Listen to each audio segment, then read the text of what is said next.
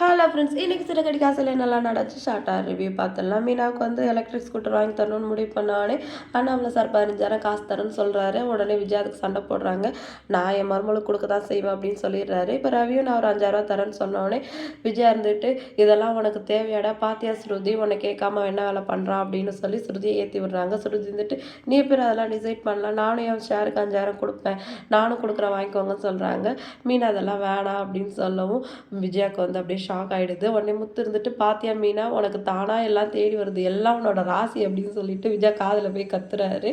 அடுத்த சில ஸ்ருதியோட அப்பா அம்மா வந்து ரெஸ்டாரண்ட்டுக்கு வந்து ரவியை தேடிட்டு போகிறாங்க. அவங்க என்ன விஷயம் கேட்கும்போது இந்த மாதிரி ஸ்ருதி பிஸ்னஸ் ஆரம்பிக்கிறேன், நீங்கள் அவங்க கூட இல்லைன்னா எப்படி, அவளுக்கு இதில் வந்து எக்ஸ்பீரியன்ஸ் கிடையாது அப்படின்னு திருப்பியும் அவரை கன்வின்ஸ் பண்ண பார்க்குறாங்க.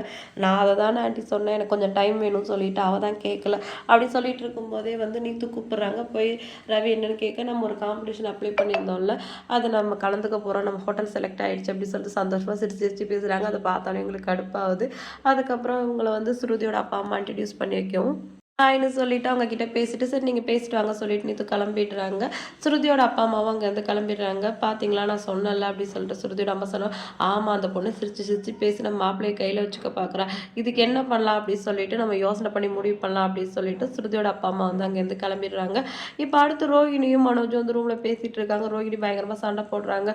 உனக்கு அறிவு இருக்கா, எனக்கு காசு கொடுத்தேன்னு சொன்னவங்க அம்மா திட்டுவாங்கன்னு தெரியும்ல, நான் என்ன வேலை பண்ணாமலாம் இருக்கேன், பிரைடலுக்கு போகிற டைம் தவிர மீது எல்லா டைமும் வந்து ஷோரூமில் தானே ஒர்க் பண்ணிக்கிட்டு இருக்கேன், எனக்கு ஒரு 50,000 கொடுத்தா நீ குறைஞ்சி போயிடுவியா அப்படின்னு சொல்லிட்டு சண்டை போடுறாங்க. அதெல்லாம் முடியாது, நான் வந்து வித்யாவுக்கு வந்து அந்த பணத்தை கொடுக்க தான் போகிறேன் அப்படின்னு சொல்லவும் சரி அந்த 10,000 பணத்தை கொடு, அதுக்கப்புறம் வந்து மீதி இருக்கிற காசை வந்து உன் ஃப்ரெண்டுக்கு பண்ணிடலாம் சொல்லவும் இருக்கிற அந்த 10,000 தான் வித்யா கொடுக்கலாம் பார்த்தேன், இதையும் ஒரு கேட்குறாருன்னு யோசிச்சுட்டு இருக்கும்போது சரி விடு நான் பார்த்துக்க நான் சமாளிச்சுக்கிறேன்னு சொல்லிடுறாரு மனோஜ். ஆனால் அம்மா கிட்ட மட்டும் நீ வித்யாவுக்கு 101 ரூபா தான் போய் வச்சேன்னு சொல்லிடு அப்படின்னு சொல்லிடுறாரு. அடுத்த சீனில் வந்து மீனை வந்து வெயிட் பண்ணிட்டு இருக்காங்க. ஸ்ருதி என்ன நான் சொன்னேன்ல நீங்கள் சமைக்கலல்ல அப்படின்னு சொல்கிறாங்க. இல்லை உங்களுக்கு அதை வெயிட் பண்ணிட்டு இருக்கேன்னு சொல்கிறாங்க.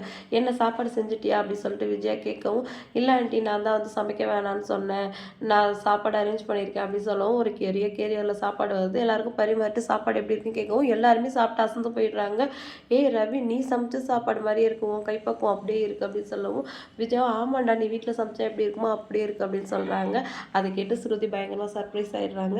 அதுக்கப்புறம் விசாரிக்கும் போது தான் சொல்கிறாங்க ஸ்ருதி வந்து ரவியோட அசிஸ்டன்ட் வந்து நம்ம ரெஸ்டாரண்ட்டுக்கு வந்து இன்டர்வியூக்கு வந்தார், அதுக்கப்புறம் தான் வந்து நான் சமைச்சு தரேன், நீங்கள் சாப்பிட்டு பார்த்துட்டு செலக்ட் பண்ணுங்க சொன்னார். அதனால தான் நான் மட்டும் சாப்பிட்டு பார்க்குறத விட எல்லாரும் சாப்பிட்டு பார்த்து டிசைட் பண்ணலாம் சொல்லிட்டு வீட்டுக்கு அனுப்ப சொன்னேன், என்ன சொல்கிறீங்க செலக்ட் பண்ணிடலாமா அப்படின்னு சொல்லிட்டு ஸ்ருதி எல்லாரையும் கேட்குறாங்க. இப்போ ரோஹிணி வந்துட்டு பார்த்தீங்களா ரவி நீங்கள் வந்து உங்களோட ரெசிபிக்கு பேட்டன் ரைட் வந்து வாங்கி வச்சுக்கோங்க, இல்லைன்னா இப்படி தான் நடக்கும் அப்படின்னு சொல்லவும் மனோஜ் அதுக்கு ஆமாம் சொல்கிறாரு. ஆனால் நம்ம முத்து இருந்துட்டு ஏய் இவன் சொல்லலாம் கேட்காத, நமக்கு தெரிஞ்சது 4 பேருக்கு சொல்லிக் கொடுக்கணும் அப்படின்னு சொல்கிறாரு.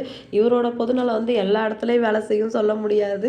இந்த ஒரு விஷயத்தில் மனோஜ் ரோஹிணி சொல்லதை வந்து நம்ம அக்செப்ட் பண்ணிக்கலாம். ஏன்னா சில விஷயத்தில் வந்து நம்மளோட சிக்னேச்சர் அப்படின்னு ஒன்று இருக்கும், அதை வந்து நம்ம இன்னொருத்தவங்களுக்கு சொல்லி கொடுத்தா வந்து அது நல்லா இருக்காது. அது வந்து அவங்க சொன்னது கரெக்டாக தான் இருந்துச்சு. இன்னைக்கு எபிசோட் வந்து இதோட முடிஞ்சிடுச்சு.